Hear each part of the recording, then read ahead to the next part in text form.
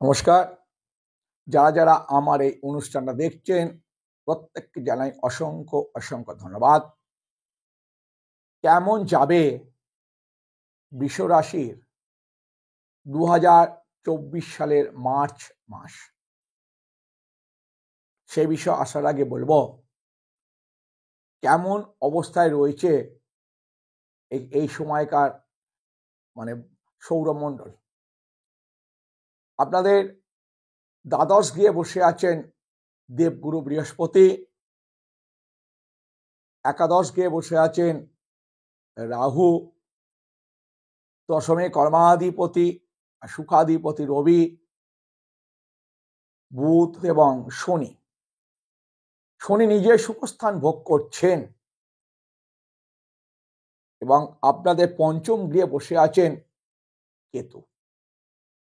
কেমন যেতে পারে এই অবস্থায় আপনাদের ব্যবসা বাণিজ্য, আয় উন্নতি এবং শরীর স্বাস্থ্য, বিদেশ ভ্রমণ, প্রেম, বিবাহ, সমস্ত বিষয় আসবো।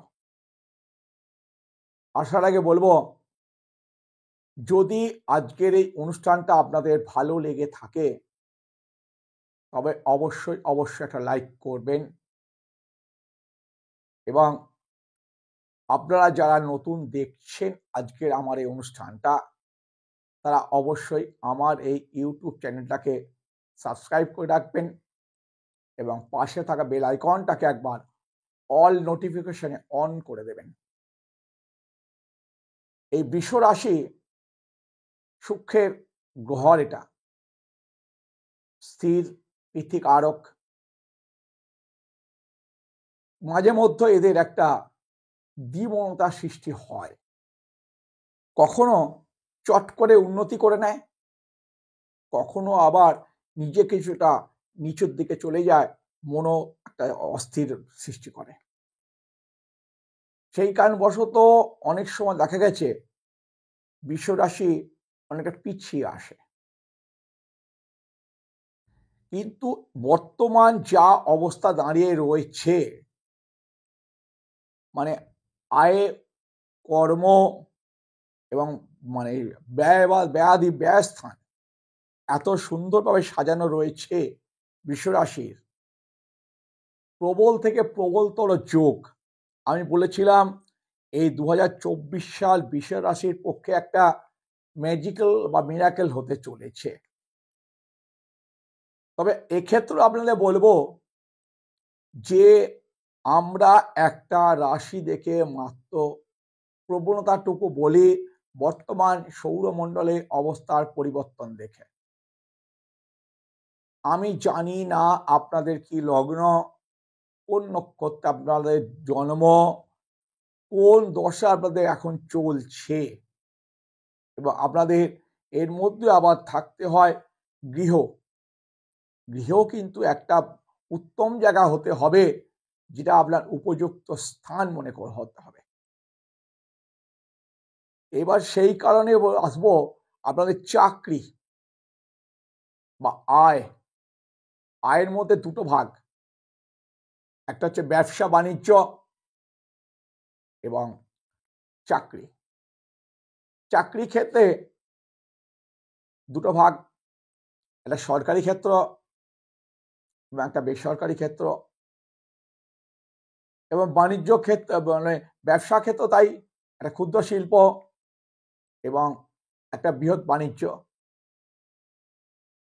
এই শুক্রে বৃষ রাশির ক্ষেত্রে দেখা যায় কি, এরা প্রবল পরিশ্রম করে খেটে জীবনে প্রতিষ্ঠিত হন। প্রতিষ্ঠিত ক্ষেত্রে এরা পিছিয়ে আসে না, একবার শুরু করলে কিন্তু এরা হার মানানো শক্ত, কেন বৃষর গতিবেগটা অত্যধিক। যেমন ষাঁড় যেমন হয় ঠিক সেই প্রকৃতির।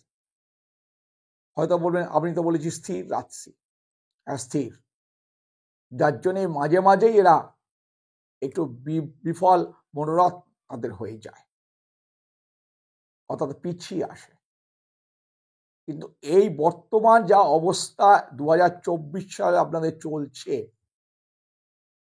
আপনাদের পক্ষে পিছিয়ে আসার কোনো প্রকার বাধা বিঘ্ন হবে না।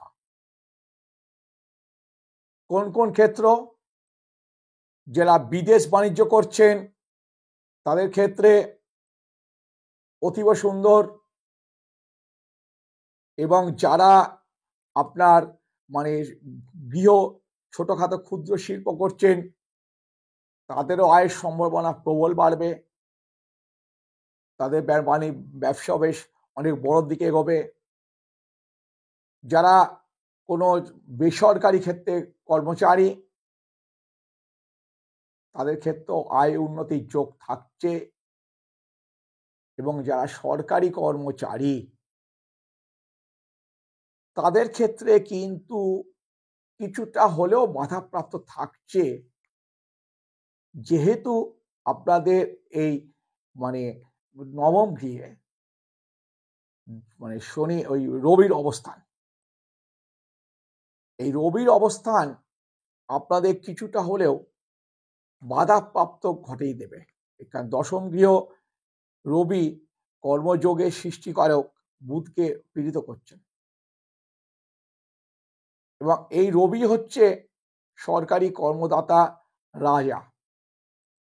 রবির থেকে আপনার রাজকর্মচারী হন, কিন্তু এই মাসের 15 তারিখের পর যখন এই রবি আপনাদের একাদশ গৃহে প্রবেশ করবে, সেই সময় কিন্তু আপনাদের যারা সরকারি কর্মচারী তাদের ওই সময়টা কিছুটা হলেও মনোমালিন্যতা বা পদোন্নতি কম হবে।